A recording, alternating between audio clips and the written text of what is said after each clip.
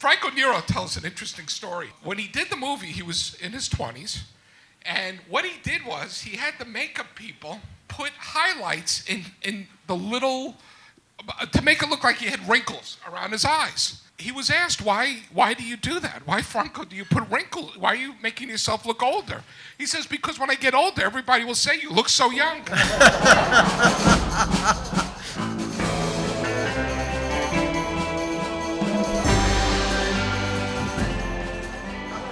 I would like to bring up Tom Betts, who is the editor of Westerns All Italiano and one of the premier spaghetti Western authorities in the world.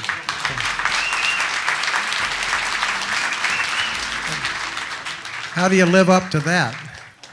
You lie like a rug. I'm just a fan like everybody else.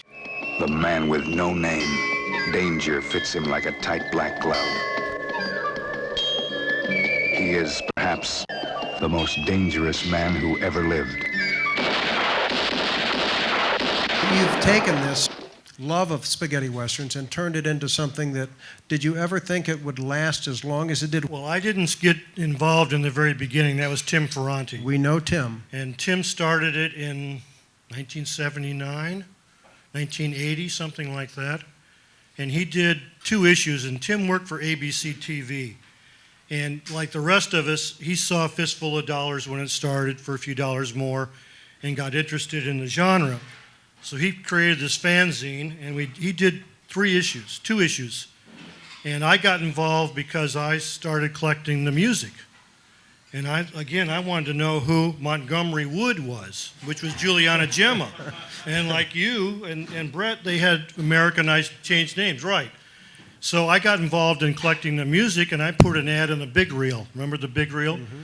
With names like Sartana and Sabata. I figured only people that know the genre would reply to names like that. If I put Clint or Lee Van Cleef, I'd get all kinds of stuff. Well, I got a letter from a guy named Gary Dorst in Milwaukee, and he said, well, you know of what Westerns All Italia, don't you? And I said, never heard of it. And he said, well, contact Tim Ferranti in Keyport, New Jersey. He's got a fanzine. So I contacted Tim, and Tim said, well, I've made 2 issues, and I've already sold the first one out, but I can make you a reprint. And I said, fine. He said, I don't have any of number 2, but you can get one at Larry Edmunds. So the next day from work, luckily I was outside sales, and I covered LA. At noon, I made a beeline to Hollywood, and they had 3 issues for $2.50, so I bought them all. And then I bugged him and bugged him and bugged him to make the next issue. I'm too busy, and at those days when we got an article to do, one typewriter was different than another. So we tried to make it look uniform, so we had to retype all that. We didn't have computers or anything else. It was all type out, clip and paste the articles and the pictures and everything. So I said, we don't care what it looks like. We're just interested in the information. So he put an issue of 3/4 together, which was a double issue. And in that issue were 2 articles. One was on Django, and Bill Connolly over here sprang off his own fanzine from that called Spaghetti Cinema. And Bill got into Hercules movies and spy films and everything else, but we stayed with the Westerns. And then Tim, I got involved with that because, again, I wanted to learn more. So I said, why don't we do this? You do an issue, I'll do an issue. I give you 2 months to do an issue. So that's what we did. And then Tim got married, and he said, I can't do this anymore. So I took it over. It always happens. Yep. And then I did it quarterly. And then when I got computer savvy, I started doing it on the computer. And you could do an issue in a weekend because you could clip and paste and all that kind of stuff and send it out via email. And everybody could get it much better than I could ever produce in the old days. Well, you must have an immense collection of the posters and the albums. Yeah, because again, we went to old bookstores and we'd sit on the floor, Bill and I would, and pull out these cartons and find out clipped press books and posters, and it was great because, like you said, in those days they were disrespected. So they were the dollar posters. You know, oh, you want 2 those press books? Buy both of them, I'll sell them to you for 50 cents a piece. And we go home and clip all the art out and put it in the fanzine. So yeah, I started collecting all kinds of stuff, and then we would get connected with fans from overseas, and they would send you stuff. And over a period of time, you just collected everything you could possibly get. Now, a lot of the albums, which were still vinyl back then, Yep. did not make it over to here. How did you grow your collection of Okay, that? well, I got started, I saw Fistful of Dollars when it premiered, and it was in Canoga Park. And to this day, this is the honest to God truth. Remember, in those days, films started on Wednesday, not Friday. It started in the middle of the week. So I kept hearing this commercial. And I knew who Clint Eastwood was, but I didn't watch Rawhide that much because it was on Friday, and that was sports and girls' night. So all we kept hearing was the promo. Priorities, you know? priorities. Yeah. Come on. This may be the most dangerous man who ever lived. This is the man with no name. This is his poncho. This is his cigar. And it always ended up with, it's the first motion picture of its kind. It won't be the last.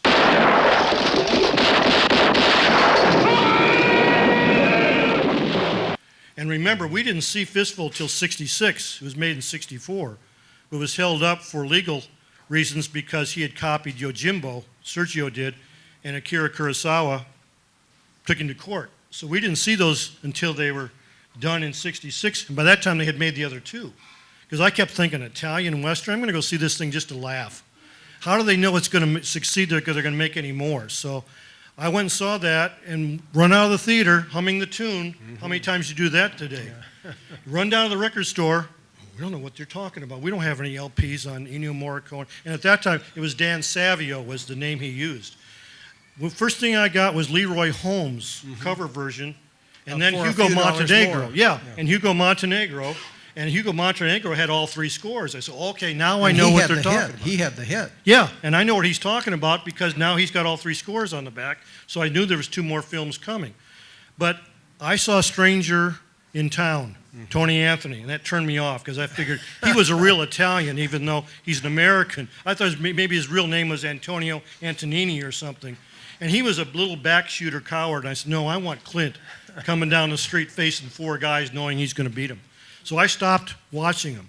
And I stopped. The only ones I went to see were Leone, Clint, and Lee Van Cleef. So in 1980, I was downtown in a record store in Santa Monica. And I went in there and they had the Big Gun down. And that was another favorite, but I didn't know they released the album. So I picked that up. The next day I went back again and they had Montgomery Wood with Ringo. And what the heck is this? So I started picking them up like crazy. And once you get involved with the music, you're sold, because we couldn't afford videos in those days, thank God for Lustig and DVD, but if you could get a video, it was from overseas, and it wouldn't play on our players.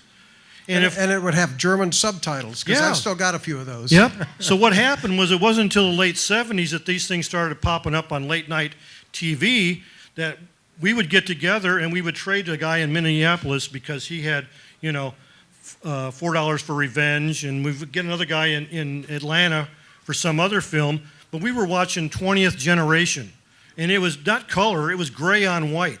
But we didn't care, we just wanted to see the And movie. squeezed. It was Yeah. panned and scanned, too, Yeah. so you were But missing like you so said, much. the only thing we could afford and get a hold of was the music.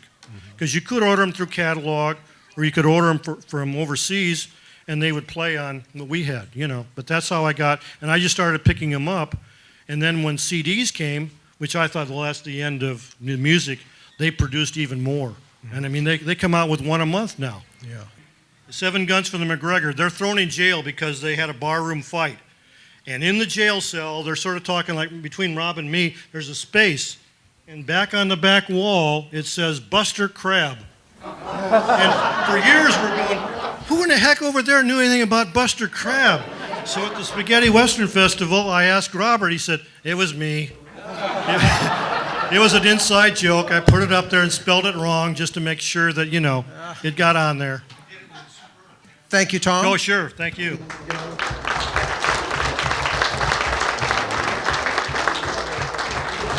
And now we have somebody who's been interviewing the Spaghetti Western stars and the filmmakers and using them as bonus features on DVDs, and that is Bill Lustig, a director also. How many have seen Maniac Cop? Here's the director. But he loves spaghetti westerns too. Bill, welcome to the big show. God, I'm thrilled to be here. This is a lot of fun. Well, thank you for the poster, by the way. I appreciate that. I'll take it when I leave. Right. What Bill's been doing is, as I said, Bill Lustig has been interviewing spaghetti Western stars and has been paid to do this. Well, I actually pay. I own the company. Well, well, there must be a profit in there that certainly I've not been able to figure out from this, but then you took a lot of these and combined them together to create a documentary on spaghetti Western, just linking your interviews. Yeah, we did a documentary that Bob Forster narrated called Spaghetti West that was aired on IFC, and yeah, I think it continues to be aired. Yeah, I mean, I had a love affair with spaghetti Westerns. I mean, I started seeing spaghetti Westerns in the 60s. You know, I really wasn't a Western fan. I'll be honest, and you guys are probably going to throw stuff at me. I wasn't a fan of John Wayne. I know. I knew that would elicit something. I need a bodyguard to get to my car now. Yeah. I was never, John Wayne films, and even the Westerns on television, Gunsmoke and all that. But when I saw the spaghetti Westerns, the first one I saw was Once Upon a Time in the West.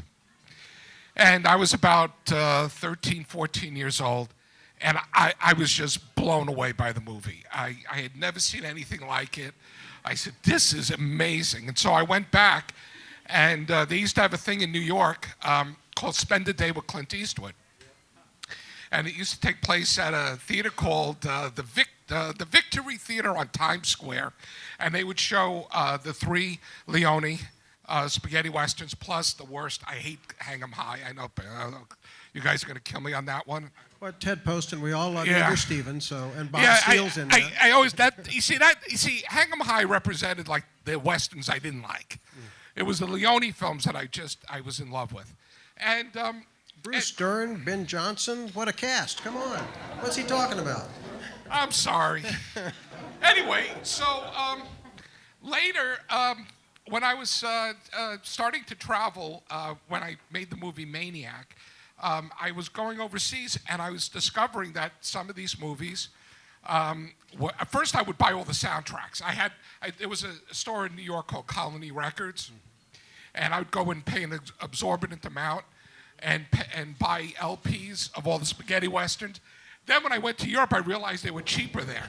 So when I was in Europe, I would come back with shopping bags of spaghetti Westerns, and later, when VHS came about, I would come back with PAL VHSs, and I even bought a PAL TV and a PAL player so I could watch spaghetti Westerns and horror films. I would pick those up as well. I remember one time going through customs, I had a bunch of horror films and spaghetti Westerns, and I had bought a film called Vampire Lesbos, which was a softcore. Oh, he says it's softcore. Yeah, it was. What was the guy? Oh God, why is his name not? I'm sorry, not in the shot. Yeah, Jess Franco. It was a Jess Franco film. I happened to put that at the top of the pile, so when customs looked in the bag, they saw Vampire Lesbos. Suddenly, I'm getting my luggage torn apart. But then after they saw, all these Westerns and horror films, I go, yeah, that's what I'm trying to tell you. I'm not a child pornographer. After I did Maniac, I did a movie with Bob Forster called Vigilante. And when I did Vigilante, I wanted to make it stylistically like a spaghetti Western, because I didn't want it to be just another action film. I wanted to give it the music, the compositions, one of the things that was great about the Italian movies is how they brought music to the forefront. American films always kind of used music as sort of background, whereas in the Italian movies, whether it was a horror film or a spaghetti Western, they always had these moments where it became pure cinema, where it became music and picture. And those are the moments that really electrified me. Obviously, the most, you had the Claudia Cardinale arriving at the train station Once Upon a Time in the West as a prime example, how music carries the scene. And so I tried to do that when I... in Vigilante. Who was your composer in that? Jay Chataway. But at this point, this was our second film, and I had bombarded him with Ennio Morricone soundtracks. So I said, that's what I want. And when I was editing the movie, I was using Ennio Morricone music to temp track, sure. as a temp track, and I said, that's what I want. I got it. You know, I want it to sound like a spaghetti western. And I would do that often on all my films. I was always using Morricone as the temp. Of all the spaghetti westerns, what's your favorite? Oh, God. Can I say my top three? Sure. All right. I mean, Once Upon a Time in the West, Good, the Bad, and the Ugly, and Django, the Franco Nero Django. Which brings me to the 90s, when I started acquiring movies as a hobby and restoring them. Remember Laserdisc? I began acquiring movies in the 90s as a hobby and restoring them and putting them out on Laserdisc. And I wanted to put out some of the films that I really loved. There was a company, you guys remember Video Search in Miami? Yeah, I'm sure you do. You know, they used to put out the bootleg VHSs of a lot of the horror films and spaghetti westerns from Europe and Asia. And, you know, so I had like really bad copies of movies like Django. And I wanted desperately to watch it and see it the way it was meant to be seen. So one of the first films I acquired the rights to was the original Sergio Corbucci, Franco Nero, Django. And how long were your rights for something like that? Well, here's what happened is I licensed it, I think it was initially 7 years. Then I relicensed it and remastered it for another 7, and now I own the film in perpetuity. Congratulations. Yeah. And everybody gets a free copy when they leave today. But you know, here's the sad part about it. I'm going back. I first transferred in standard def, next time HD. This time I'm going back to do 4K. But the problem is the negative, even from the beginning, was destroyed. It was caught in a flood, and so it's forever damaged, and it's it's irreparable. And you can't restore it digitally? It's too much. If you see it, I've never gotten a complaint from a customer because we tell them up front there's some damage in it. But it's sad because, you know, these movies were just sort of put into, you know, storage facilities and damage occurred. Do you own it for the domestic or do you own it worldwide? Just U.S. and Canada. That's enough. Yeah, and then I have movies like I'm working on my second release of the movie Companeros. One of the best. Great movie.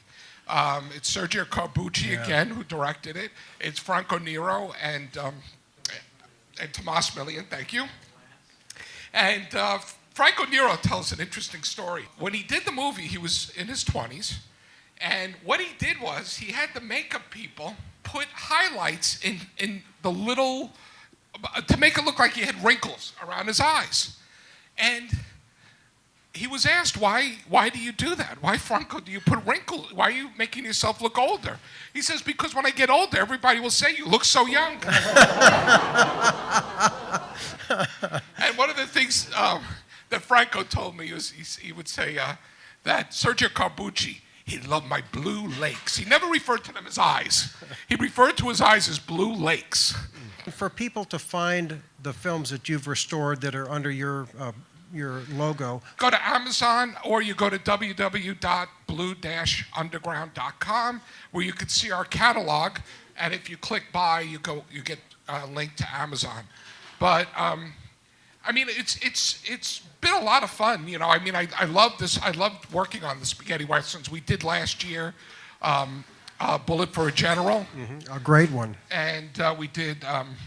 And you own that one too. Yeah. You're only getting the good ones. Well, I cherry picked. I was fortunate. You see, one of the things I did before the DVD boom, or just at the infancy, is I flew over to Italy. I had contacts, sat in a hotel room with a checkbook, and bought rights to all the best horror films, all the best spaghetti westerns, all the best genre films out of Italy.